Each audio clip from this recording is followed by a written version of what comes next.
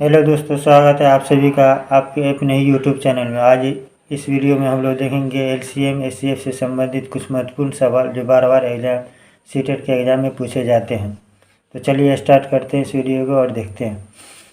पहला सवाल कह रहा है 12 और 16 का न्यूनतम सार गुणज गुने 10 और 15 का न्यूनतम सार गुणज बराबर है। इस टाइप का सवाल जो है ना अक्सर सीटेट के एग्जाम में पूछे जाते हैं और ये सीटेट 2012 के एग्जाम में पूछा गया सवाल है। कह रहा है 12 और 16 का न्यूनतम सार्व गुणज 10 और 15 का न्यूनतम सार्व गुणज बराबर है। तो सबसे पहले इस सवाल को कैसे सोल्व करेंगे, 12 और 16 का न्यूनतम सार्व गुणज निकालेंगे, फिर 10 और 15 का क्या करेंगे, न्यूनतम सार्व गुणाएंगे। उसके बाद दोनों का आपस में क्या करेंगे, मल्टीप्लाई करेंगे। जो मल्टीप्लाई करने के बाद आएगा वही आंसर होगा। तो चलिए इसको सोल्व करते हैं, देखते हैं। न्यूनतम सबसे पहले देखना है कि न्यूनतम सार्वगुणज क्या होता है। न्यूनतम सार्वगुणज को जो है ना एलसीएम कहा जाता है। तो 12 और 16 का क्या करेंगे, एलसीएम निकालेंगे। तो 12 और 16 का एलसीएम निकाल लीजिए। अब एलसीएम जो है ना दो तरीके से निकालते हैं, एक तो जो है ना भाग के विधि से निकालते हैं और दूसरा जो है ना गुणनखंड के विधि से निकालते हैं। तो जो विधि आपको अच्छा लगे उस विधि से बनाइए, कोई दिक्कत नहीं। तो चलिए देखते हैं, उसको बनाते हैं। 12 और 16 का न्यूनतम सार्वगुणज 12 और 16 का, तो 12 और 16 का क्या करेंगे, एलसीएम निकाल लेंगे। 12 है तो 12 लिखिए और 16 है तो 16 लिखिए। इसका क्या करेंगे, एलसीएम निकालेंगे। एलसीएम निकालने के लिए क्या, अगर जो दोनों से कट जाए उससे जो है ना ये भाग लगाते हैं। तो चलिए 2 से दोनों कट रहा है तो 2 6 का 12, 2 8 16। फिर उसके बाद किससे लग जाएगा, 2 से फिर कट रहा है दोनों, तो 2 से 2 3 6 और 2 चौका 8। अब तो कोई ऐसा टेबल नहीं है जो दोनों कटे तो आपस में सबको गुना कर देते हैं, लेकिन जो है ना एक मरतब फिर इसको कर लेते हैं, लास्ट में मर लाना है सबको। फिर जो है ना 4 से लग जाएगा तो 4 से, एक वैसे रह जाएगा, 4 गुना 4। अब ये जो हो गया एलसीएम जो है ना वही ये जितना आया है उसी को आपस में मल्टीप्लाई करेंगे तो क्या हो जाएगा, एलसीएम आ जाएगा। तो एलसीएम क्या हो जाएगा, एलसीएम 12 और 16 का एलसीएम क्या हो जाएगा, 2 गुने 2 गुने 3 और गुने 4। अब इसको मल्टीप्लाई कर लेते हैं। 4 तिया 12, 12 दूना 24 और 24 दूना क्या हो जाएगा, 48 हो जाएगा। 24 दूना 48 हो जाएगा। तो 12 और 16 का एलसीएम क्या हो गया, 48 आ गया। तो एक एलसीएम निकल गया 12 और 16 का। दूसरा क्या है, 10 और 15 का न्यूनतम सार्वगुणज। न्यूनतम सार्वगुणज जैसे सवाल में है तो इसका डायरेक्ट क्या करेंगे, एलसीएम निकालेंगे। तो 10 और 15 बोला है तो 10 और 15 का निकालते हैं। 10 और 15 का निकाल लीजिए इसी तरह से। 10 और 15 का क्या हो जाएगा, जो दोनों से कट जाए तो 5 से कट रहा है दोनों, 5 दूना 10 और 5 5 तिया 15 और फिर 2 से लगा दीजिए, बस 2 एकन 2, 3 वैसे रहेगा, फिर 3 से लग जाएगा, 3 एकन 3 हो जाएगा। बस ये जो यहाँ पे आता है उसको आपस में मल्टीप्लाई कर देंगे तो वही क्या हो जाएगा, एलसीएम हो जाएगा। तो एलसीएम क्या हो जाएगा, एलसीएम क्या हो जाएगा, 2 गुने 3 गुने 5, 5 गुने 2 और गुने 3। तो 5 दूना 10 और 10 तिया 30। तो ये 10 और 15 का एलसीएम क्या आ गया, 30 आ गया। और 12 और 16 का एलसीएम क्या, 48 आ गया। अब जो है ना सवाल में क्या कर रहा है, इतना का एलसीएम और इतना का आपस में क्या करना है, मल्टीप्लाई करना है। तो दोनों को मल्टीप्लाई कर दीजिए। तो क्या निकला है, 48 निकला है। तो 48 हो जाएगा और गुने 30 है तो 30 आपस में क्या करना है, यहाँ गुना है दिया हुआ है तो इसलिए गुना कर रहे हैं। तो दोनों को मल्टीप्लाई करिए, 0 हो जाएगा। 8 3 24 का 4 हो जाएगा, हासिल 2 और 4 तिया 12 और 2 क्या हो जाएगा, 14 हो जाएगा। तो क्या दोनों का जो है ना क्या आंसर आ गया, दोनों को गुना करने पे 1440 आ गया। तो ऑप्शन नंबर 1 में जो है ना दिया हुआ है तो ये इसका आंसर होगा। उम्मीद करते हैं कि ये सवाल जो है ना आपको समझ में आ गया हो। चलिए अब देखते हैं अगला सवाल क्या कह रहा है। अगला सवाल में कह रहा है 5, 10 और 35 के सबसे छोटे सार्वगुणज और सबसे बड़े सार्वगुणनखंड का अंतर है। ये सवाल जो है ना सीटेट 2013 के एग्जाम में पूछा गया सवाल है। तो चलिए इसको देखते हैं कैसे बनाते हैं। 5, 10 और 35, 5, 10 और 35 के सबसे छोटे सार गुणज, जैसे ही सबसे छोटे सार गुणज आ जाए तो क्या करना है, एलसीएम निकालना है। कि यहाँ पे क्या निकालेंगे, एलसीएम। और सबसे बड़े सार गुणज जैसे बड़े से आ जाए तो क्या निकालना है, एचसीएफ निकालना है, एचसीएफ निकालना है। तो एचसीएफ निकाल लेंगे। तो सबसे पहले क्या करना पड़ेगा, एलसीएम निकालेंगे और उसके बाद एचसीएफ निकालेंगे और उसका जो है ना अंतर पूछ रहा है। तो एलसीएम और एचसीएफ निकालने के बाद फिर ये दोनों का क्या करना पड़ेगा, अंतर करना पड़ेगा, मतलब डिफरेंट निकालना पड़ेगा। तो चलिए देखते हैं कैसे निकालते हैं एलसीएम। तो क्या है, 5 है।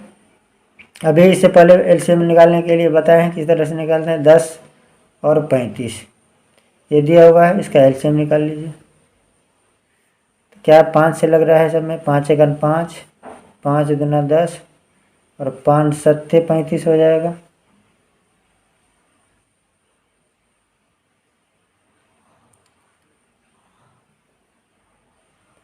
अब तो कोई ऐसा टेबल नहीं है जो दोनों से कटे, तो एक मरते 2 से लगा लीजिए भाग,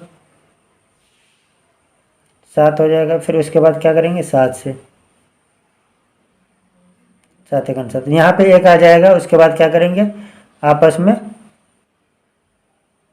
जो आ जाएगा उसको क्या करेंगे, मल्टीप्लाई कर लेंगे। तो एलसीएम क्या हो जाएगा, एलसीएम,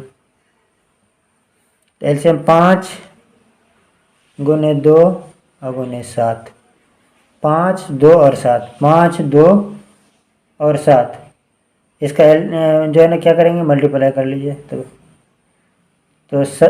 5 दूना 10 और 10 सत्ते 70 हो जाएगा। तो एलसीएम तो निकल गया क्या, कितना, 70 निकल गया एलसीएम। और सबसे बड़े सार गुणज का अंतर, तो सार गुणज के लिए क्या निकालना पड़ेगा, सबसे बड़े सार गुणनखंड बोले तो इसका क्या क्या करना है, एचसीएफ निकालना है। तो एचसीएफ निकाल लीजिए। 5, 10 और 15, 5 और 10 का 15 का एचसीएफ क्या हो जाएगा, तो एचसीएफ वैसा गुणनखंड हो जाता है जो दोनों में कॉमन भी हो। तो चलिए इसको देखते हैं। 5 का गुणनखंड अगर करेंगे तो क्या लिख सकते हैं, 5 को 5 गुने 1 लिख सकते हैं। फिर 10 है तो 10 को जो है ना गुणनखंड विधि से ये एचसीएफ निकालना है। भाग विधि से भी ऐसे निकलता है, लेकिन गुणनखंड विधि से जो है ना जल्दी निकल जाता है। तो 10 को क्या लिख सकते हैं, 5 गुने 2 लिख सकते हैं। और 35 को क्या लिख सकते हैं, 5 गुने 7। एचसीएफ मीन्स क्या होता है, highest common factor, highest common होना चाहिए जो तीनों में कॉमन हो। तो ये इसमें क्या है देख लीजिए, 5 जो है ना तीनों में कॉमन है। तो 5, 10 और 15, 5, 10 और 15 का एचसीएफ क्या हो जाएगा, जो कॉमन हो, वैसा फैक्टर जो क्या हो, कॉमन हो। और इसका पावर जो है ना हाईएस्ट वाला लेना है, जो कॉमन में हाईएस्ट हो वो पावर लेना है। और जो है ना तो क्या हो जाएगा, 5 हो जाएगा। 5, 10 और 35 का एचसीएफ क्या हो जाएगा, 5 हो जाएगा। अब तो एचसीएफ भी निकल गया, एलसीएम यहाँ निकला हुआ है ऑलरेडी, निकाले हैं अभी। तो एलसीएम और एचसीएफ का अंतर पूछ रहा है, तो अंतर क्या कर लेंगे, एलसीएम माइनस एचसीएफ सवाल के हिसाब से। तो इन दोनों का क्या है, अंतर है। तो अंतर यहाँ पे कर लिए, अंतर मीन्स माइनस करना है। तो चलिए निकालिए, 70 और -5, 70 को 5, 70 में से 5 अगर माइनस करेंगे तो क्या हो जाएगा, 65 हो जाएगा, 65 हो जाएगा। तो यही क्या हो जाएगा, 65 जो आएगा वही आंसर हो जाएगा इसका। तो चलिए देखते हैं कौन सा ऑप्शन में है, ऑप्शन नंबर 4। ऑप्शन नंबर 4 में जो है ना 65 ही है। उम्मीद करते हैं कि ये भी सवाल आपको समझ में आ गया होगा। चलिए इसी पे जो है ना अब देखते हैं अगला सवाल क्या कह रहा है। अगला सवाल में कह रहा है 36 और 60 का सबसे छोटा सारगुणज भागा 18 और 45 का सबसे बड़ा सारगुणनखंड बराबर है। तो इसमें क्या निकालना है, छोटा सारगुणज जैसे बोले सबसे छोटा, तो यहाँ पे क्या निकालेंगे, इसका इन दोनों का क्या निकालना है, एलसीएम। 18 और 45 का सबसे बड़ा सारगुणन, सबसे बड़ा सारगुणनखंड बोले तो क्या निकालना है, एचसीएफ निकालना है।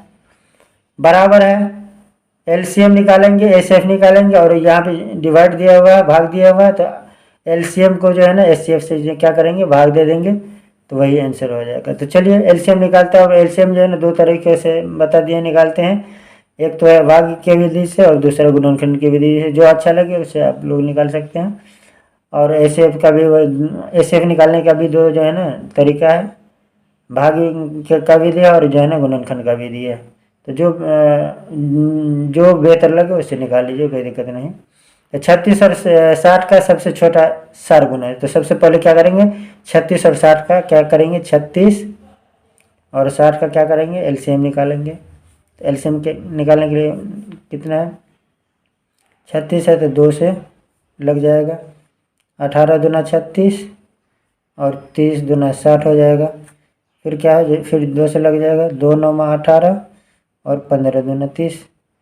फिर जो है ना 3 से लग जाएगा, 3 3 9 और 3 5 15। अब जो है ना फिर 3 से एक मरतबा 5 वैसे रह जाएगा, फिर 5 से देंगे एक वैसे रहेगा, 5 एकम 5 हो जाएगा। ये जो आ जाएगा यहाँ पे उसी को क्या करेंगे, आपस में मल्टीप्लाई करेंगे तो यही क्या हो जाएगा, एलसीएम हो जाएगा। किसका एलसीएम हो जाएगा, 36 और 60 का एलसीएम। एलसीएम क्या हो जाएगा, 2 गुने 2 गुने 3 गुने 3 और 2 मरतबा 3 है तो 2 मरतबा और गुने 5 गुने 5। आपस में इसको मल्टीप्लाई कर देंगे, बस यही एलसीएम हो जाएगा। तो मल्टीप्लाई कर दीजिए तो क्या हो जाएगा, 5 दूना 10 दूना 20 तिया 60 60 तिया 36 18 180 हो जाएगा।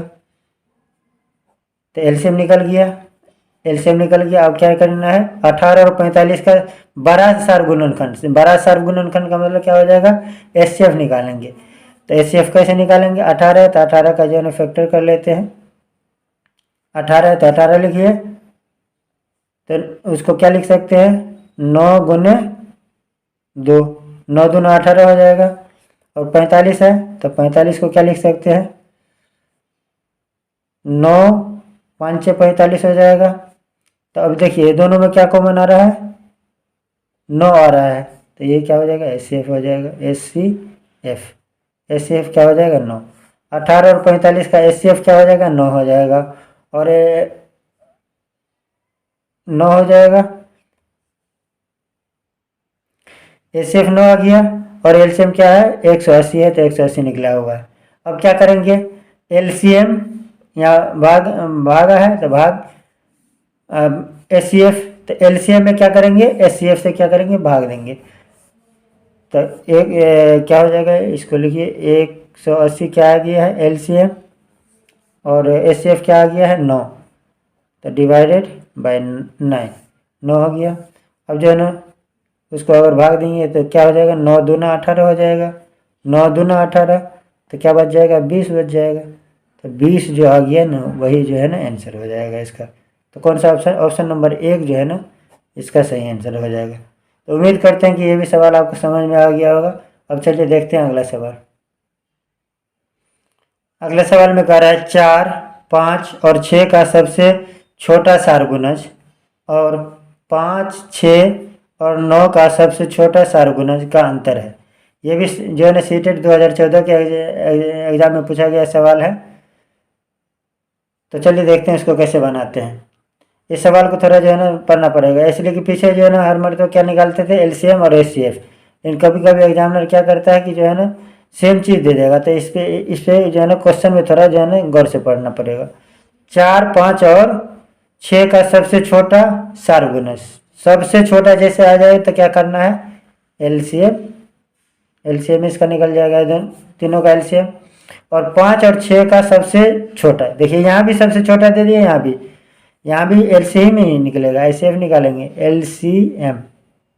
दोनों में क्या है, एलसीएम निकालना है का अंतर।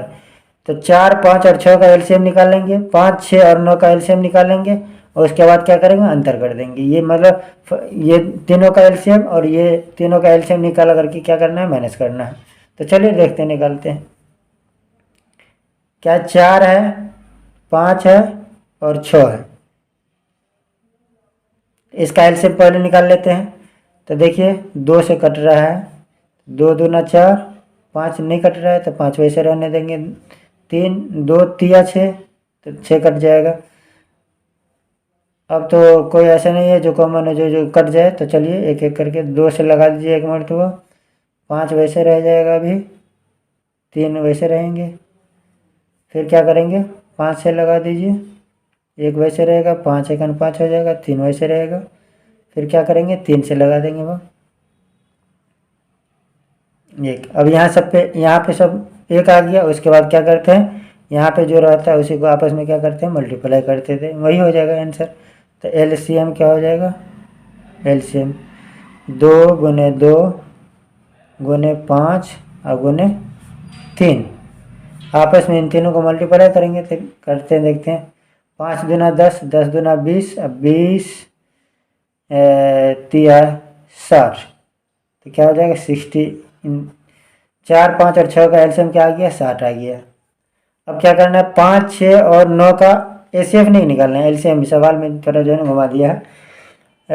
एलसीएम निकालना है तो एलसीएम इसको भी निकालना पड़ेगा। एलसीएम तो क्या है, 5 है लिख लीजिए, 6 है, उसके बाद क्या है 9 है। फिर एलसीएम जैसे अभी निकालेंगे उसी हिसाब से एलसीएम निकालिए। तो 3 से कट रहा है, 5 वैसे रहेगा, 5 से नहीं कट रहा है, 3 से, 3 दूना 6 कट रहा है, 3 तिया 9 कट रहा था। अब तो कोई नहीं कट रहा है, तो एक एक करके जो है ना एक बनाते हैं। तो 2 वैसे रह जाएगा, 3 वैसे रह जाएगा, फिर क्या किसे लग जाएगा, 2 से दे देंगे तो 1 हो जाएगा, 3 वैसे रह जाएगा, फिर क्या करेंगे 3 से 1 वैसे रह जाएगा, फिर 1 हो जाएगा। यहाँ पे 1 1 आ गया, जैसे ही 1 1 आ जाए तो क्या करना है, आपस में इसको मल्टीप्लाई कर देंगे, वही एलसीएम है, वही एलसीएम। तो एलसीएम क्या हो जाएगा, 3 × 5 × 2 है तो 2 और गुने 3 है तो 3। आपस में तीनों सबको मल्टीप्लाई करेंगे तो 5 तिया 15, 15 दूना 30 और 30 तिया 90, 90 क्या हो जाएगा, एलसीएम आ गया। इन तीनों का एलसीएम 90 आ गया और इन तीनों का एलसीएम क्या आ गया, 60 आ गया। तो एलसीएम तो दोनों निकल गया। अब क्या करना है, अंतर निकालना है। तो अंतर निकालते हैं, अंतर क्या क्या हो जाएगा, अंतर निकालना है, अंतर निकाल लीजिए। अंतर मीन्स क्या हो जाएगा, माइनस हो जाएगा। तो 90 में से जो है ना अगर 60 चला जाएगा, 60 को माइनस करेंगे तो क्या हो जाएगा, 30 हो जाएगा। इसका आंसर कौन सा ऑप्शन है, ऑप्शन नंबर 1 में। ये भी सी टेट 2014 के इस टाइप का जो है ना सी टेट में अक्सर सवाल पूछा जाता है। तो उम्मीद करते हैं कि ये भी सवाल आपको समझ में आ गया होगा। चलिए अब देखते हैं अगला सवाल क्या कह रहा है। अगला सवाल में कह रहा है 21 और 49 के बीच 7 के क्या कर रहा है, 7 के गुणजों का योगफल डिवाइडेड 25 और 30 का सबसे बड़ा सार्व गुणनखंड बराबर है। अब इसमें क्या निकालना है, सब ये सीटेट 2015 के एग्जाम में पूछा गया सवाल है। तो चलिए इसको देखते हैं कैसे बोलना है। कह रहा है 21 और 7 के बीच, मतलब बीच 7 के गुणज का योगफल। अब 7 का गुणज लेना है और क्या लेना है, 21 और 49 के बीच ही लेना है। तो गुणज लेना है, तो गुणज का मतलब क्या होता है, मल्टीपल लेना है। मतलब क्या करना है, 7 का टेबल वैसा 7 का टेबल पढ़ेंगे, पहाड़ा पढ़ेंगे 7 का, जो 21 और 49 के बीच में हो जाए। तो चलिए 7 का पहाड़ा अगर लिखिएगा तो क्या लिखेंगे, 7 एकन 7, 7 दूना 14, 7 तिया 21, 7 चौका 7 तिया के 7 चौका 28, 7 पंचे 35, 7 छक्का 42, 7 सत्ते 49, 7 अट्ठे क्या हो जाएगा 56, 7 9 में 63, 7 दाइन का क्या हो जाएगा 70, 7 दाइन का 70। तो 7 के मल्टीपल अगर हम 1 से 10 तक लिखते हैं तो ऐसे आएगा। कह रहा है 7 के गुणजों का योगफल। अब गुणज तो 7 का गुणज क्या हो जाएगा, इतना हो जाएगा अगर 10 तक का टेबल लेते हैं तो, ठीक है। लेकिन हमको ये इसका पूरे का योगफल नहीं निकालना है। कह रहा है 7 के गुणजों का योगफल वैसा गुणज जो 21 और 49 के बीच में हो। क्या हो, 21 के बीच में, 21 कंडीशन दे दिया गया और 49 इसके बीच में होना चाहिए, ठीक है। इन दोनों के बीच में होना चाहिए, मतलब जो भी संख्या लेना है हमको ये दोनों के बीच में, 21 और 49 के बीच में लेना है, 7 का मल्टीपल लेना है।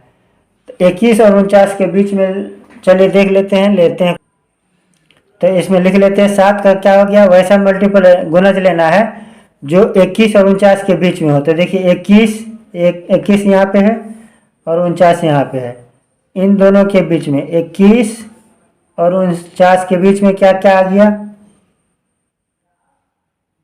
ये 3 संख्या है, ये 3 आ गया तो क्या आ गया 28 आ गया, और क्या है 35 है तो 35, और उसके बाद क्या 42 है, 42 है तो 42 का योगफल है। तो का योगफल का मतलब क्या करेंगे, जोड़ देंगे। तो उसको चलिए जोड़िए। तो 5 2 7 8 7 क्या हो जाएगा, 15 का 5 हासिल 1 हो जाएगा। तो 4 4 8 हो जाएगा, 9 1 10 हो जाएगा। तो क्या हो जाएगा 105 क्या हो जाएगा, इसका योगफल आ जाएगा। 7 का गुणज का योगफल क्या आ गया 105। अब 7 का गुणज तो यहाँ 1 से लेकर के 10 तक लिखे हैं, ये पूरे सब का नहीं योगफल निकालना है। कंडीशन दिया हुआ है 21 और 49 के बीच ही का वाला लेना है। तो 21 और 49 के बीच में 28 35 और 42 वाला ले लिए, और आपस में इसका योगफल था तो योगफल निकाल लिए। ठीक है, यहाँ तक सवाल का कंडीशन पूरा हो गया। अब क्या कर रहे हैं, 25 और 35 का सबसे बड़ा सार गुणनखंड।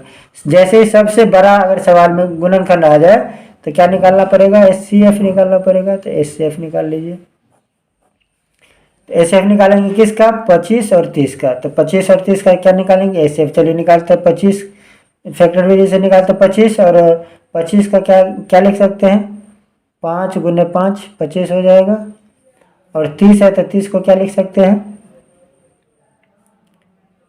5 6 5 30 होता है, तो 5 6 30 हो जाएगा। अब देखेंगे ये इसमें ये 5 और ये 5 क्या है, दोनों कॉमन है। तो HCF क्या हो जाएगा, HCF क्या हो जाएगा 5 हो जाएगा। 25 और 30 का HCF क्या हो जाएगा 5 हो जाएगा। यहाँ योगफल भी निकालिए और जो है ना HCF मतलब सार गुणनखंड भी निकाल लिए। अब क्या करना, यहाँ डिवाइड है तो डिवाइड कर देंगे। किस में करेंगे, योगफल में किससे, HCF से। तो योगफल क्या निकला था 105।